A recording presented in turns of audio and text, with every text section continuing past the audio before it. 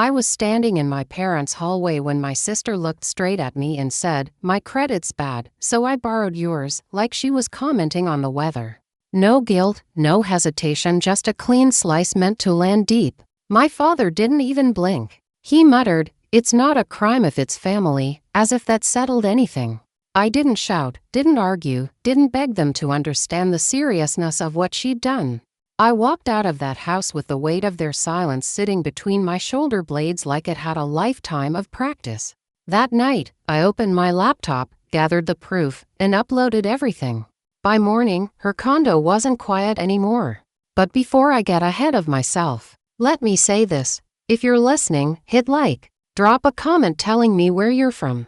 And tell me if you've ever seen your own family cross a line you thought they understood. My name is Kinsley Ward, and if you asked my family who I am, they'd tell you I'm the steady one, the calm sister, the dependable daughter, the quiet background to my sister's spotlight. They mistake stillness for weakness, never realizing still water can drown an entire ship if you're not careful. My sister, Marissa Ward, learned early that she could fill any room just by stepping into it. She was 3 years older, louder, flashier, and my parents fed her ego like it was their job. They excused her tantrums as passion, praised her recklessness as ambition, and treated her like a rare jewel too precious to ever crack. I was the contrast, steady, polite, predictable. The daughter who never asked for too much, never caused problems, never challenged the script we were all trained to follow. Marissa performs, my parents applaud. And I stay quiet enough to keep the peace. 2 weeks before everything unraveled, we had brunch at our childhood home in Arlington. Sunlight poured through the bay window, cinnamon rolls baked in the oven, everything staged like a family in a magazine. Marissa arrived late, wrapped in a designer coat that didn't match the income she bragged about. She talked about new investments, fancy trips, her new condo, stories that glittered but didn't add up. My mind did the math automatically. My work is built on patterns, on recognizing when numbers don't line up with reality, but the heart doesn't want to believe family could ever be the anomaly. I left that brunch uneasy, but I brushed it off, brewed tea in my apartment, and told myself I was imagining things. A few days later, my phone buzzed with a credit alert. A hard inquiry, not mine. Not authorized. I checked my credit report and saw it, a newly opened $90,000 personal loan under my name. Payments already made, minimums met, just enough to avoid suspicion. The signature was forged, the income inflated, the entire thing a mess of carelessness packaged in my identity. I called Marissa, keeping my voice calm. "Did you use my information for something by mistake?" I asked. She laughed, breezy, smug, unbothered.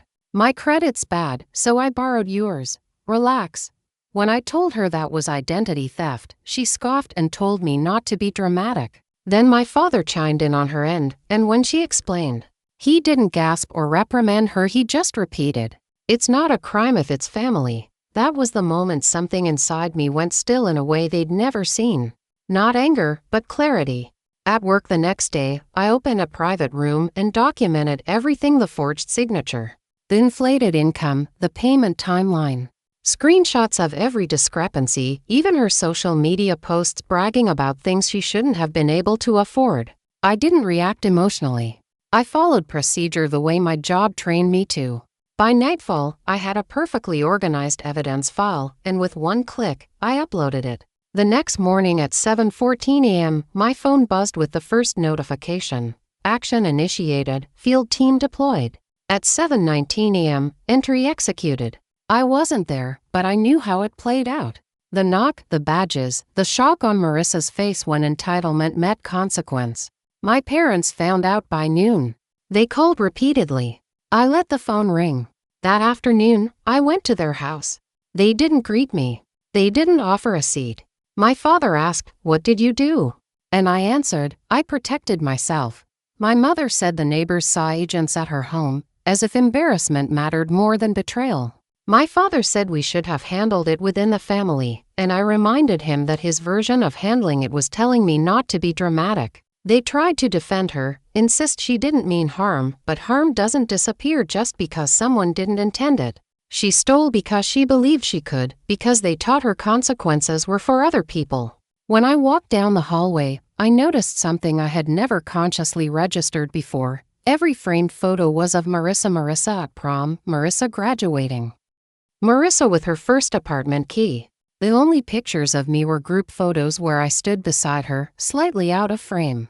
I turned back to them and told them the truth. Silence isn't love, it's permission. And I wasn't giving it anymore. In the days that followed, the investigation moved quietly but efficiently.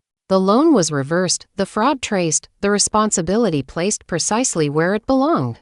A courier slipped an envelope under my door, revised trust documents, new legal structures, protections my parents never considered necessary until now. At work, my supervisor approached me with an offer to join a new division focused on financial abuse cases, someone who understood both the mechanics and the human cost. I didn't say yes immediately, but for the first time in my life, I felt the weight shifting off my shoulders and onto the people who should have carried it all along. What happened with my sister wasn't about revenge. It was about refusing to stay small in a story someone else wrote for me. It was about understanding that choosing yourself isn't cruel even when your family calls it betrayal. And if you've ever had to draw a line with someone you love, you know how much it costs, but you also know the freedom that follows. So tell me in the comments, have you ever had to choose yourself over the people who expected your silence?